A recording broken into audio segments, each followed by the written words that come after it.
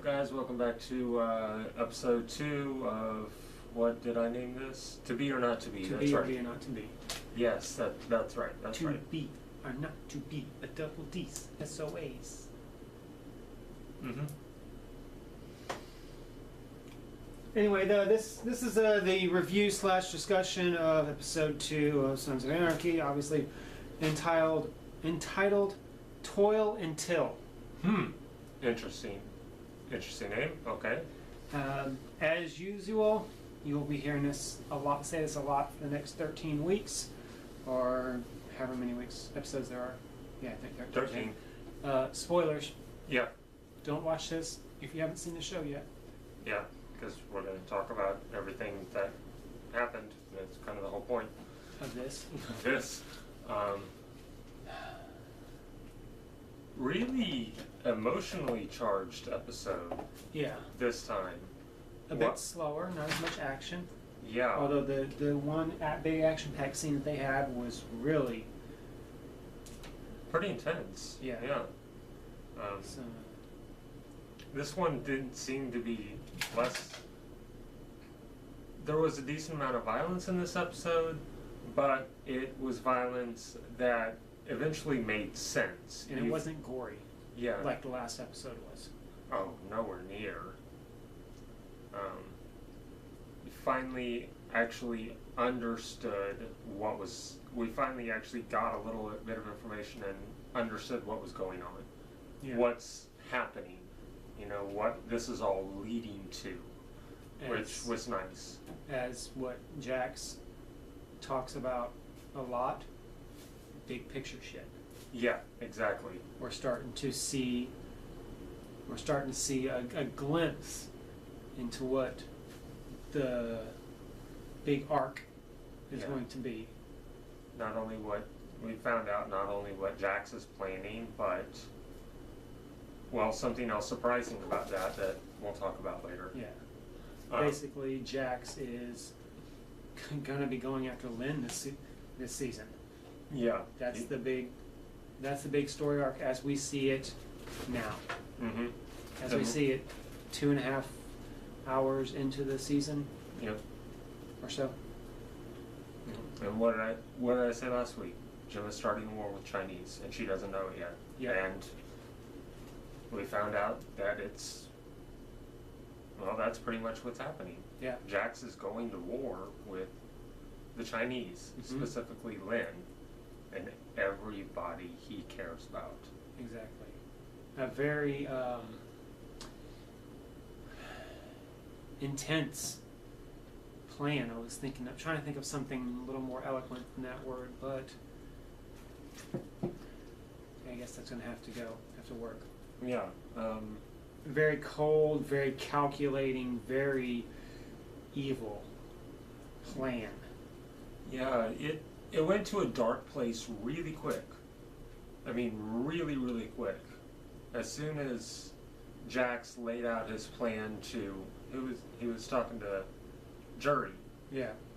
He laid out his plan for what he's going to do to Lynn, and I'm just like, wow. I mean, I hate to overuse this quote like I always do, but that escalated really quickly. Yeah, that's what I was thinking. I mean, really quickly. It's going to be... It's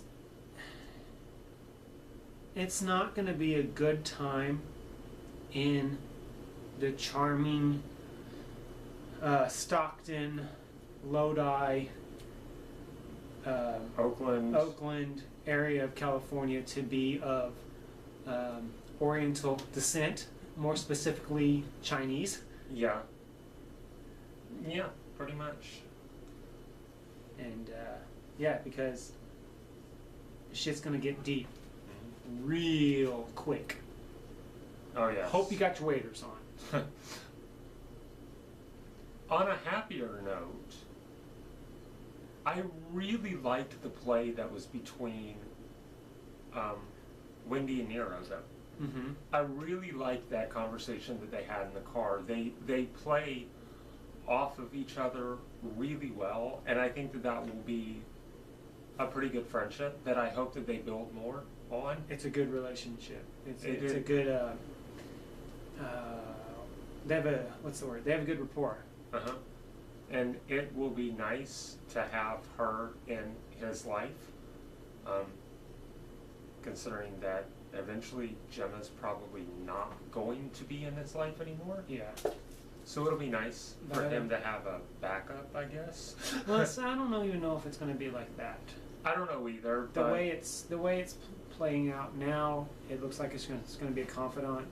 Mm-hmm. But it'll be good. It's good that he has a friend that, if nothing else, is kind of outside of everything. Yeah. In the same way that Nero is, while he's involved with the Sons and he's involved with his gang, he's still kind of outside of everything, you know? Yeah. And he's doing that intentionally. So and they have a lot in common. They have a lot in common, yes. You both have kids that are messed up. They're both ex-junkies. Mm-hmm. They've both been on both sides of that line. Yep. And it'll be good support for him, and it'll be really good support for her. Yeah, because she has to stay clean for at least 18 months in order to get her certification to be a drug counselor again. Uh-huh. So. And she's got to stay sober this season. Yeah. I think that's going to be a really important thing. It's going to mean the difference between, I guess, a lot of good things, because she's going to be the one that has to hold it together for the boys. Yeah. You know, she's going to be the one that has to be relied upon. Because if Gemma ever will break, which is coming. It's coming. She's very strong. She doesn't break, but it's getting there. You can tell with that interaction between her and Abel that it's starting to. She's starting to unravel. Mm-hmm. Exactly. As is Juice. Yeah. Juice is really starting to unravel, and I think I kind of see what's going on there. I'm not sure, but I said we'd talk about it later, and here it's only been 4 minutes later, but we found out that apparently Juice is the one that set up this whole let's blame the Chinese. He's the one that told Gemma to point out one of Lynn's guys. So I don't know what his angle is there, but I can see that, it's obviously he's starting to unravel. I can see him eventually breaking down to the point where he tells Jax the truth about what happened. If Jax is already involved with it. What do you mean? Involved with what? If it was all set up between Jax and Juice.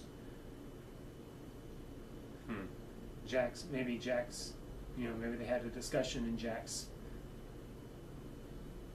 It's true, he's pulled some stuff like that before. Look at the end of season 4 when they go to jail. And when he rats, and it was all a club decision the entire time. Yeah. That is a high possibility. So, I don't know. Something to maybe look forward to see what's going on with that. It might be interesting if we get to, closer to the end of the season and he's known all along that it was Gemma. Mm-hmm. That would really just throw everybody for a loop. I think that was really one of the biggest things that happened in this episode, was finding out that Juice was the one that was setting all this up. Yeah. That was a really big blow. Like I said, it wasn't a real action. It wasn't a real deep episode this time, and there was a couple of intense parts, but it was it was nice to have a breather episode. Yeah. After last week. It was almost a normal Sons of Anarchy episode. Yeah. There were some funny parts. Tig. That between Tig and Rat Boy. Oof. That's an interesting play that those two have. Mm-hmm. Let's see how that going on. Turns out. It reminds me of Tig and Juice from the first season, actually. Yeah. Like when they steal that truck and Juice feeds the Doberman Pinscher crystal meth. Crystal meth. Yes. Yeah. Happy. Talk about Happy real quick, real briefly. It's almost time to wrap up. But as you said, anytime Happy has to use a hazmat suit, Yeah. You know shit's getting real. Yeah. Yeah, then, he comes rolling out with a barrel that he puts a lid on, and it's a guy in a hazmat suit, and he takes off his hood, and it's Happy. I'm like, oh my god, Happy in a hazmat suit? This is not good. Yeah. This is bad omen. Poor bastard. Yes. One thing that I just wanted to mention really quick, I read earlier today that the closing song was going to be from Yellow Wolf, who's a rapper, and I wasn't sure how I really thought about that, but that ending scene, that was a song that fit really well. It was a really good song too. It was a really good song, and I've heard some stuff from Yellow Wolf. I'm not really a big fan, but that song it fit really well in the scene. It was a very emotional scene. Jury finding his guys dead, which we didn't even mention. Jack set up some random guys as some people for Lynn to take down, whatever.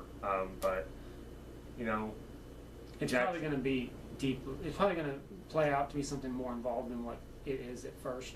Oh yeah. It's just kind of a scratch. Mm-hmm. Jack's finally going home and seeing Abel. Yeah. And seeing Wendy there, which he knew was there, but still. It was kind of a little awkward moment. But he let it pass. But the closing scene is him just curled up with Abel crying. Crying, yeah. And that was, because we think maybe he's set up Jury. Mm-hmm. I mean, obviously there's a setup there, but how it's going to play out, we don't know, because it was Jury's friends, his hired muscle. Yeah. That he set up as a Fall Guys. The Fall Guys, yeah, basically. Yeah, to get Lynn off his back, pretty much. So he can proceed with his plan. I mean, overall, it was a good episode. Mm-hmm. Happy's line at the very close of it, where they're burying the 4 bodies of the Asians that killed in a gunfight. In a gunfight, basically. And a normal everyday episode, everyday occurrence on Sons of Anarchy. So nothing like huge. It's small, but it's going to build to it. They're saying they're burying the bodies out in the woods where they bury bodies, and they're saying they're running out of room. Yeah, Tig says we're running out of room, and Happy says, I know 1,000 places where we can bury bodies. So that was quite funny. So yes, and Tig's just like, of course you do, because of course he does. Yeah, because he's happy. Yes, he's got 30-something tattoos on his 30-something smiley faces on his abdomen. Mm-hmm. So. So that's about it. Join us next week when we get the next episode.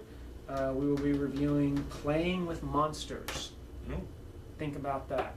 Think about the ramifications of that title. Yes. So. All right. Thanks for watching. Blessed be. Blessed be.